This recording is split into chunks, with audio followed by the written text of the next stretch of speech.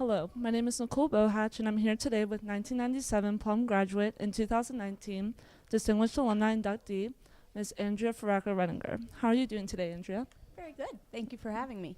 You're welcome. First question is, when was it that you first discovered your love for biology and teaching? Actually, biology was here at Plum High School. I had Denny DeSilvio. He was very engaging, like a lot of your science teachers that you have here.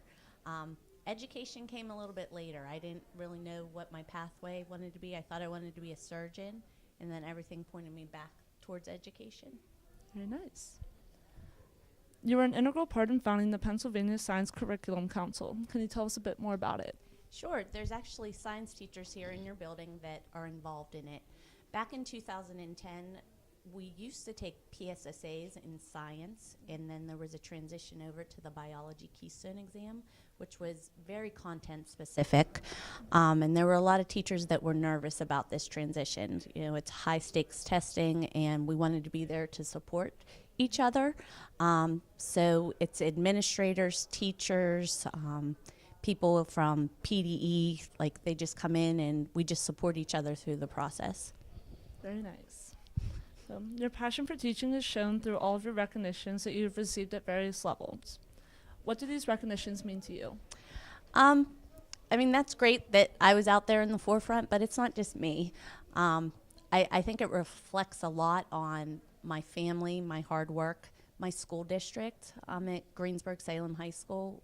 If I didn't have their support in what I did, but also the students, because being able to do what I do and do it at the level, my students have to be willing to be pushed on a daily basis. Very nice to hear. Is there someone from your school career or someone that you know that inspired you to become a biology teacher? If so, whom and why? I would say that goes back to Denny DeSilvio from here. I had some science teachers when I was in elementary school. I went to St. Joe's in Verona. This is Spot, by the way, who came to visit with me. This is one of the critters that lives in my classroom. This is a reptile.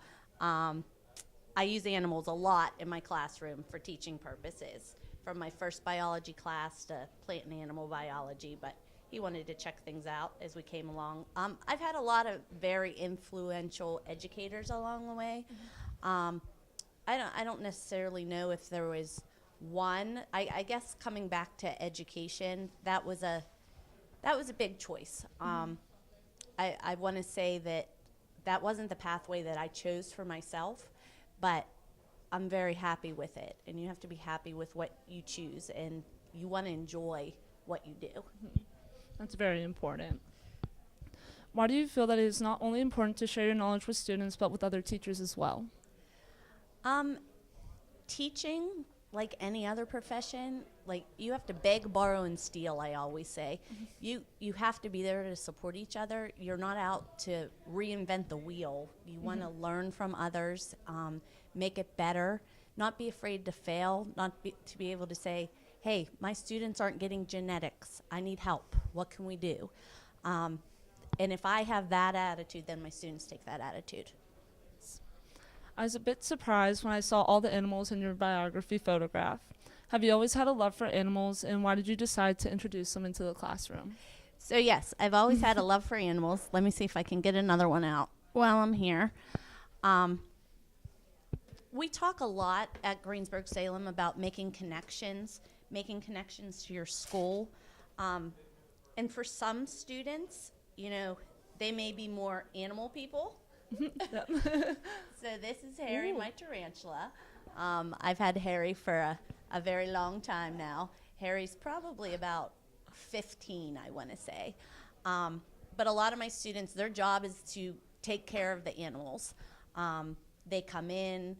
I have about 15 different species that live in there. I use them within my instruction, but we also take them out into the community. We work with our students in need of life skills services. We go to local preschools. We go to all of our elementary schools. So it's a good thing. Just like right now, you're interviewing me and you're out of your comfort zone. I send my students to teach, and that's one of the best ways to know if you really know something, is if you have to go and you have to teach it to someone else. Nice. It is clear that you possess much enthusiasm and passion for biology. Is there a certain topic of biology that you enjoy teaching the most? That I enjoy teaching the most? Probably genetics, because that's the one that gets the most questions from everyone. And that's where it all comes full circle. If you just look at your first biology class, to be able to come back and say, hey, that's where I got that trait from, and now I know DNA and how cell division works. I also like anything that deals with the human body, because that directly relates to your lives. So these are hissing cockroaches. I don't know if you can zoom in on that to kind of see. Maybe not. So they're Madagascar hissing cockroaches, and I don't know if I'll be able to get any to hiss. Oh, they're hissing a little bit. Yeah. It's hissing. So they were raised in captivity. So I'm holding them right now, and you probably think, oh, hissing cockroaches, like that's gross. But they were raised in captivity. They eat dog food. They're hissing. They're just puffing up their bodies and trying to look mean, but they're not really mean at all. We use them for behavioral studies, reproductive studies, because they're constantly reproducing. But when you look at it, I mean, yeah, it's a little bit odd, but when I teach invertebrates, it's one of the great things that I can just pull out an animal and we can see it and go from there. All right.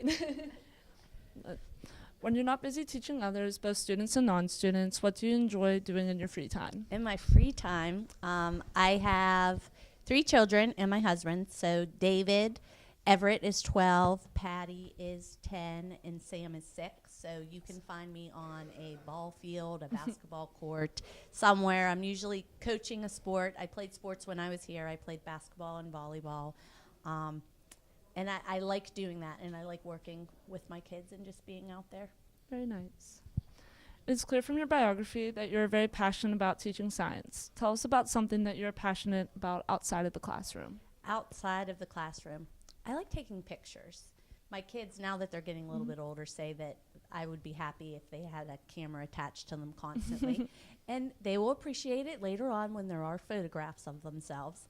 I like doing that. I like volunteering if I can go out and help anyone. Just get that sense. I do a lot with my church and try to get out there. So Very nice. Andrea, it has been an honor being able to speak with you today. One final question that I have is there any advice that you would like to give to high school students about pursuing their passions after high school? very good question. You need to be passionate about what you do. You have to like what you do. You need your work to not feel like a workplace. I keep looking over here. I don't know if I'm supposed to be looking at you or over at the camera. Think right now, if there's a class that you're in that you say, I could be here all day because I love what I'm learning or I love what I'm doing. And if you haven't found that yet, that's okay, because it might not be till you take that next step, if it's college, if it's a trade school. But you have to love what you do, and then it doesn't feel like a job. Right now I'm missing my students, and I've been in constant contact with them throughout the day already. They had me up very early. But you have to love what you do. So I brought this to show you. There's my license plates that I just got when I turned the big 4-0, bio nerd. So you do. You have to enjoy it. Whatever you decide, taking that next step, love it. And if you don't love it, change it, and you're not going to find it right away. Very nice. I think that's very important too. So it's been an honor being able to speak with you today. And now on to our next interview with our next distinguished alumni. Thank you.